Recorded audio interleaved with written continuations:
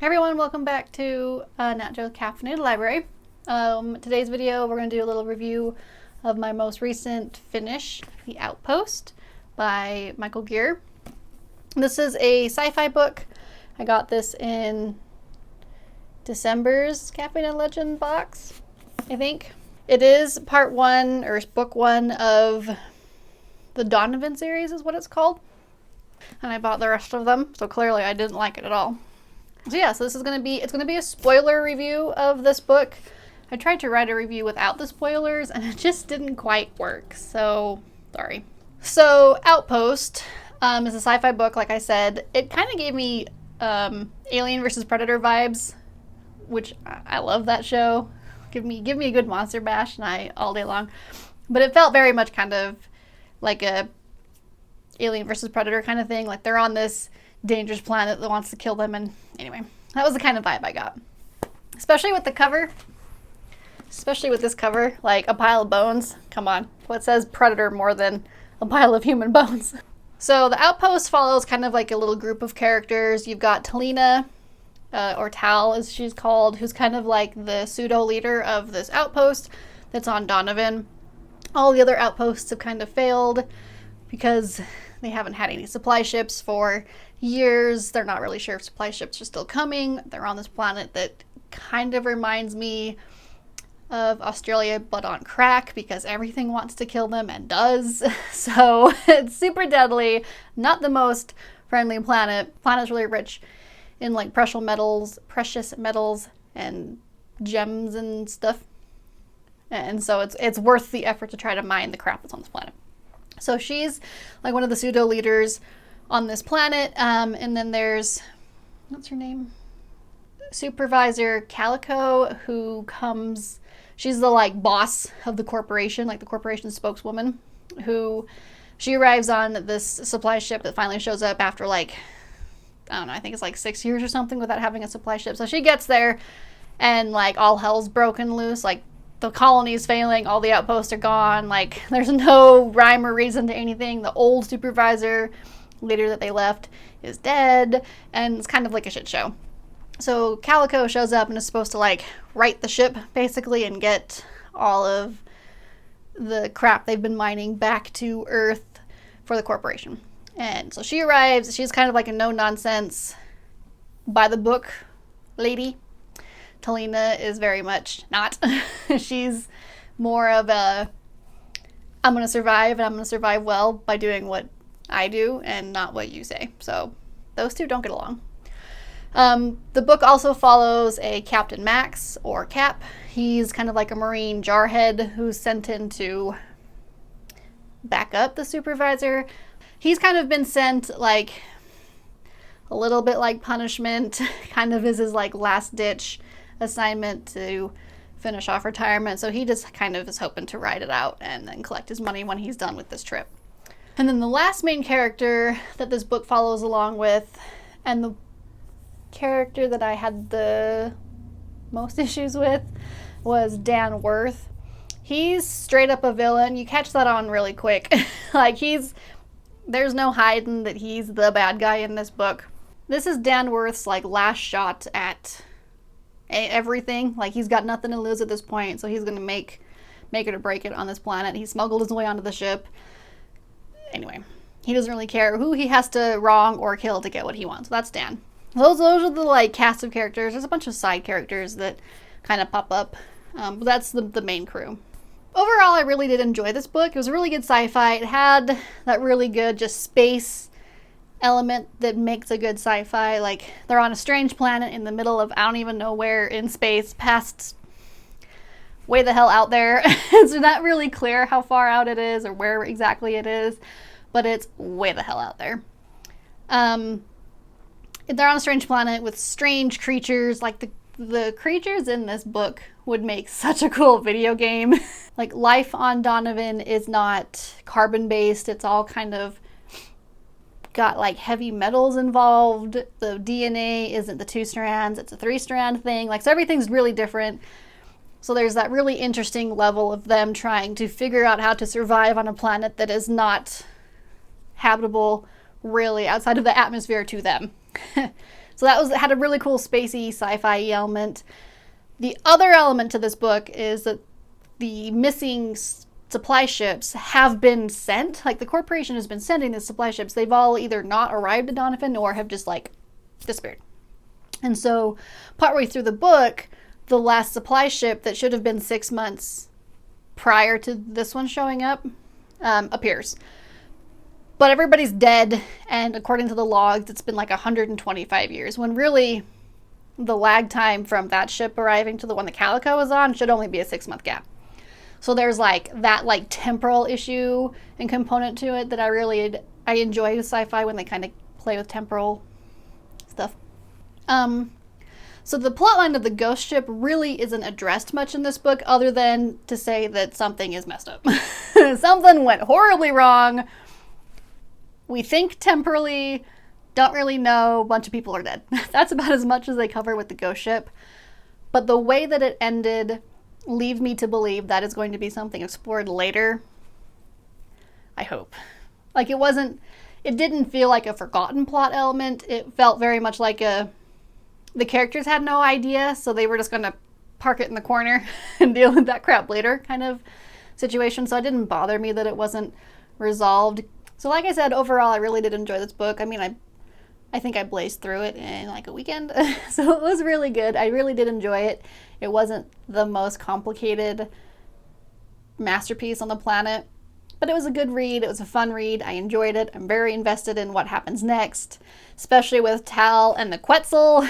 I want to know what's going on with the Quetzal, because in my opinion, it is very heavily implied at the end of this book that there is a lot more intelligence on Donovan than the humans that have planted their butts there. And I want to explore what life on Donovan really looks like, because the settlers themselves haven't really touched on that yet.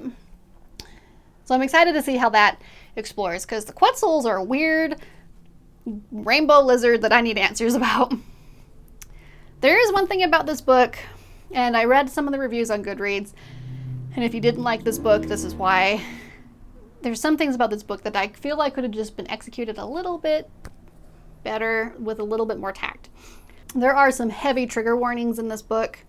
There's very graphic descriptions of traumatic injuries. So if you don't like the blood, guts, and gore kind of stuff, this definitely is not for you. There is also a pretty vivid description of remembered child abuse. So yeah, those are some trigger warnings. If that's not your jam, I wouldn't touch this. The blood, guts, and gore really didn't bother me that much, because like I said, monster mashes are my thing, like Aliens vs. Predator is one of my favorite shows. So the blood, guts stuff, I didn't mind. I thought it was realistically executed, and it didn't seem out of place to me for the context of the story. What did bother me, and what I felt I really had no value for the book, was the remembered child abuse, because it was pretty graphic. It didn't provide any insight to the character that we couldn't have already assumed and already knew. Like, it really didn't give us anything extra. It didn't give us anything for his motivations, and his reaction to the remembered child abuse was creepy AF, and I really don't need that in my head, and it was gross. Let's just say that. Luckily, there was just the one scene, the one time it happened, but it really served no purpose in the book. It didn't do anything for the character. It didn't clarify any motivations. It didn't give us like an aha moment. It didn't make us sympathize with the character at all. It just kind of made me feel gross and a little icky. I don't work in SVU for that reason, and it kind of felt like I was going back to work for a minute. I didn't like it. So that is my one thing where I really don't quite understand the purpose of why that scene was there. It really didn't do anything. And the people who didn't like this book, that was definitely why. And then they have a valid point. So skip over that one scene. You'll know it when you see it. Just kind of flip that page a little bit. You're not going to miss anything. Otherwise, blood, guts. Those are the triggers. It's got a lot of traumatic injuries. A lot of people die in this book. A lot of people get injured. A lot of people get maimed. Another thing that a lot of people didn't quite like about the book that a lot of people marked it down for on Goodreads, I noticed, was the character of Dan Worth. And while he is definitely a bad guy, like, there are no redeeming qualities to this man at all, I did enjoy him as a bad guy. I mean, to me, he read as a pretty realistic, amoral sociopath. Like, dude's got no quips about screwing over anybody he has to, because if it will benefit Dan Worth will do it, kind of thing. So while he wasn't my favorite character, just because he was a bad guy, I had no invested interest in his plot, other than to see how is he going to screw up my characters' lives. He didn't take away from the book. I feel like he's going to be more relevant later. I hope. But a lot of people didn't like him, and part of that is because of the really creepy scene earlier that I've already talked about. A lot of people felt that he was like stereotypically like wahaha evil, and he can kind of come across that way a little bit, but I actually felt like he was written as a pretty he was just a bad dude. Amoral, sociopathic, no quips about other people's lives, their suffering. And I feel like in that aspect, he was actually pretty well written. The one thing about Dansworth's character and his motivations that I don't understand, and this is why I went from having a 5-star review to a 4-star review on this book, was I don't understand the economy on Donovan at all. And it is such a huge thing in this book. So, okay. I'm going to try my best to explain the economy on Donovan and why it's relevant to the plot, but since I didn't understand a lot of it, this might be really confusing. Bear with me, buckle down. So the colony on Donovan, they're all like a corporation, kind of like aliens. They're all like a mining corporation sent to explore Donovan and mine it for its riches. They're supposed to send all the scrap back to the company in exchange for monies, and they're all working various contract lengths, like 5 years, 7 years, whatever. So they're being paid money from a corporation. There's two types of money floating around. There's an SDR money, and then there's the yen. So I'm pretty sure, and it sounds like the corporation might be based in a Asian-based country. They reference Hong Kong a lot. I don't know if it's supposed to be implied that like the economy is all turned into like a Japanese economy. Kind of like how Firefly, everybody speaks Mandarin and English. I don't know if that's how it is or if it's just the company's based in Hong Kong. It's not really clear. So they've got the two money currencies floating around. The corporate credits, I'm assuming, but I'm not 100% sure. The corporate credits might be different than the SDR money. And then there's the yen. And then everybody also has like stashes of gems that are considered illegal because you're supposed to turn all that over to the company. So at some point in the book, they barter for control of Donovan with Calico. And Calico basically says, whatever, we're cutting our ties. So Donovan, the planet Donovan and the colony are not corporate property anymore. So they break off. So that means that like all of the Earth money no longer has any economic value because they're not going to get any more of it. They're their own system.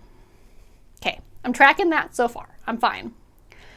And so now it sounds like it's going to be like a trade and barter kind of system based on the gems and the gold and the precious metals that they're already mining on Donovan.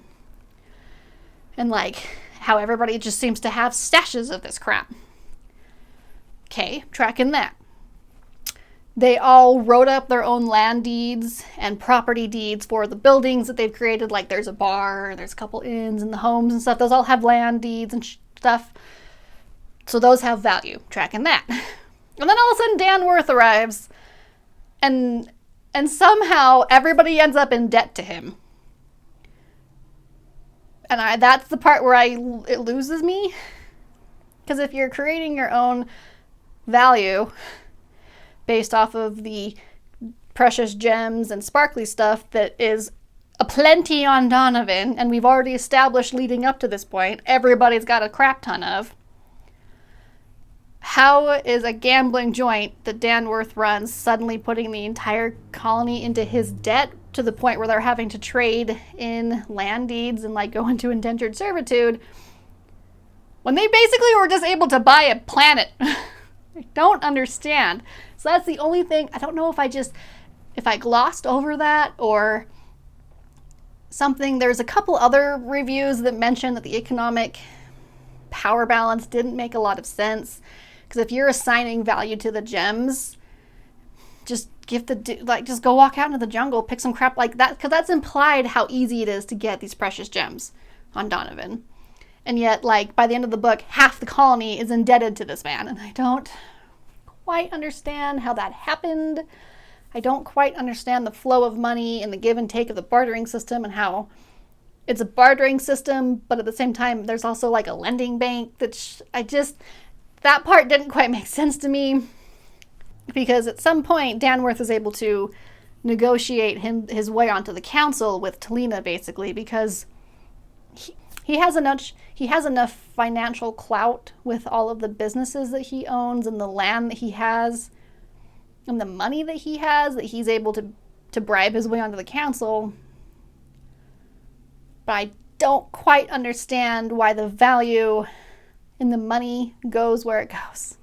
I don't know if I explained that at all to the point where any of you guys can understand what I'm saying, but if I did, if you guys have read Outpost and you understand the breakdown of Danworth and the money thing a little bit better, please enlighten me, because I don't know if I missed something or if I just didn't quite wrap my head around it correctly. But it was very confusing, and I didn't quite understand why suddenly everybody owed this bro money when there is no money. The two things that really kept me hooked in this book and the reasons why I ended up splurging and buying all of the next books in the series are Talina's plotline with the Quetzal and the ghost ship. So Talina, who is a badass warrior woman to the extreme, she kind of reminds me of like Gal Gadot's like Amazonian warrior princess. She kind of reminds me of that lady. Like, just, she can whoop some ass. And she's great. And I love her character a lot. She's got this like air of authority with just being like this down to earth, no nonsense dude who can she's just fun to read. I enjoyed her character a lot. So there's her, and then there's these like Quetzals. I think they're called Quetzals. Yeah, they're called Quetzals. And they're basically like three-eyed rainbow bearded dragons of death. These things are creepy and they're pretty, and anyway, there's the Quetzals, and the book opens with her hunting one down because one broke into camp and it ate a baby and then left. And so it opens with her hunting one down, and the series of events that happen after that are so interesting, and I just want to know what they mean. Because it implies that there's like a genetic memory, kind of. I don't know if that's where it's going. That's where I think it's going. And I just want to know what's happening with Talina and this Quetzal. So she kills the Quetzal, but then she feels like and thinks and experiences things that leads her to believe that there's like a Quetzal inside of her. Even though these giant lizard, there's definitely not a lizard in her. And there's no like alien blah blah moment happening in this. But she can like, she's having like thoughts and vision changes and stuff that makes her think that she's experiencing life through the Quetzal. And then as the book progresses, you realize that there's molecules, kind of like a living memory in the molecules of the planet that's in her. And so there's kind of like a Quetzal in her, but not really. And so it sounds to me like there's some sort of living genetic memory thing going on in the molecules on Donovan. And I think that's going to be explored through Talina and her little like internal Quetzal thing. And I'm really excited because that's a very interesting way of looking at life. And Donovan is just, the planet is so weird. Like everything's trying to kill each other, and so I really enjoyed that.